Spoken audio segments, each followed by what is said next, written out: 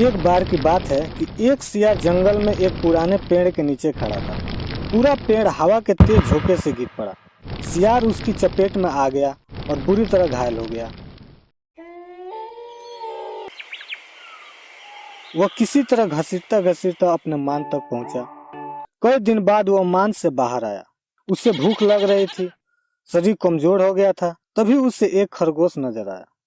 उसे दबोचने के लिए वह झपटा। सियार कुछ दूर भागकर हांफने लगा। उसके शरीर में जान ही कहाँ रह गई थी।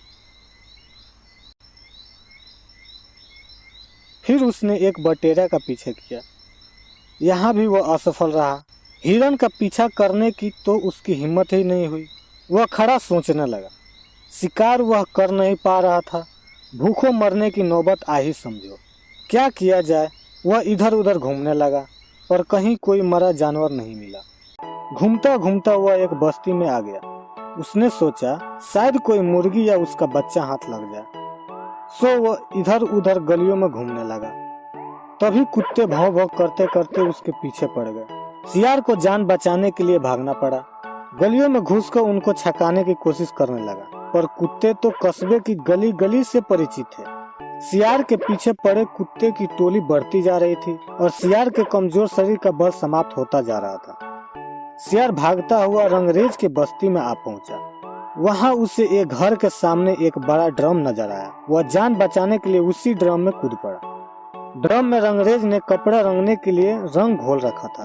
कुत्तों की टोली भौंकता चला गया।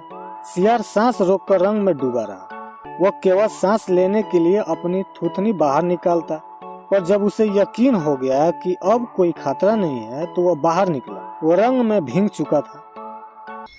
जंगल में पहुंचकर उसने देखा कि उसके शरीर का सारा रंग हरा हो गया है। उस ड्रम में रंगरेज ने हरा रंग घोल रखा था। उसके हरे रंग को जो भी जंगली जानवर देखता वो भयभीत हो जाता। उनको खौफ से कांपते देख रंगा सियार को दुष्ट दिमाग में एक योजना आई। रंगे सियार ने डर कर भागते जियो को आवाज दी, भाइयों भागो मत, मेरी बात सुनो। उसकी बात सुनकर सभी जानवर रुक गए। उन जानवरों का डर का सियार ने फायदा उठाया और बोला, देखो देखो मेरा रंग, ऐसा रंग किसी जानवर का धरती पर नहीं है। मतलब समझो, भगवान ने मुझे यह खास रंग तुम्हारे पास भेजा है। तुम सब जानवरों को बुला लाओ तो भगवान का संदेश सुनाओ। उसकी बातों का सब पर गहरा प्रभाव पड़ा। वे जाकर जंगल के दूसरे सभी जानवर को बुला कर लाए। जब सब आ गए तो रंगा सियार ने एक ऊंचे पत्थर पर चढ़कर बोला, वन्य प्राणियों, प्रजापति ब्रह्मा ने मुझे खुद अपने हाथों से इस अलौकिक रंग का प्राणी बनाकर कहा कि संसार में जानवर का कोई शासक नहीं है। तुम्हें जाकर जानवरों का राजा बनकर उनका कल्याण करना है। तुम्हारा नाम सम्राट कुकुद्दुम होगा। तीनों लोक के वन्य जीव तुम्हारी प्रजा होंगे। अब तुम लोग अनाथ नहीं रहे, मेरी छत्र छाया में निर्भर होकर रहो। सभी जानवर वैसे ही सियार के अजीब रंग से चकराए हुए थे। उसकी बातों ने तो जादू का काम किया। शेर, बाघ व चीता को भी ऊपर की सांस ऊपर और नीचे की सांस नीचे रह गई। उसकी बात काटने की किसी में हिम्मत नहीं हुई। देखते देखते सारे जानवर उसके चरण में लौटने लगे और एक स्वर में बोले, हे ब्रह्मा के दूत, प्राणियों के श्रेष्ठ कुकुद्दुम, हम आपको अपना सम्राट स्वीकार करते हैं। भगवान को इच्छा का पालन करके हमें बड़ी प्रसन्नता होगी।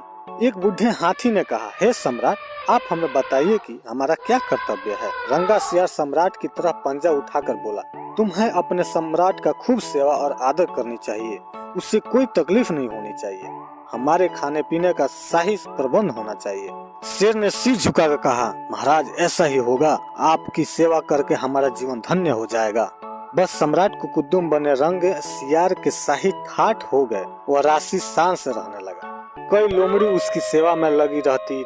सियार जिस जीव को मांस खाने की इच्छा जाहिर करता उसकी बलि दी जाती। जब सियार घूमने निकलता तो हाथी आगे आगे सूंड उठाकर बिगुल की तरह चिघाड़ता चलता। दो शेर उसके दोनों ओर कमांडो की बॉडीगार्ड की तरह होते। रोज कुकुद्दुम का दरबार भी लगता। रंगे सियार ने एक चालाकी यह की थी कि सम्राट बनते ही सियारों के शाही आदेश जारी कर उस जंगल से भगा दिया था। उसे अपनी जाति के जीवों द्वारा पहचान लिए जाने का खतरा था। एक दिन सम्राट कुकुद्दुम खूब खा पीकर अपने शाही मान में आराम कर रहा था कि बाहर उजाला देखकर उठा। बाहर आया चांदनी रात खिली थी। पास के जंगल में सियारों की टोलियां हुआ हुआ की बोली बोल रही थी। उस आवाज को सुनते ही कुकुद्दुम अपना आपा खो बैठा। उसके अपने अंदर की जमजात स्वभाव ने जोर मारा। वह भी मुंह चांद की ओर उठाकर और सियारों के स्वर मिलाकर हुआ करने लगा। शेर और बाघ ने उसे हुआ करते देख लिया। वे चौंके। बाघ बोला, अरे ये तो सियार है, हमें धोखा देकर सम्राट बना रहा। तो दोस्तों, नकलीपन का पोल देर या सवेर जरूर खुलती है।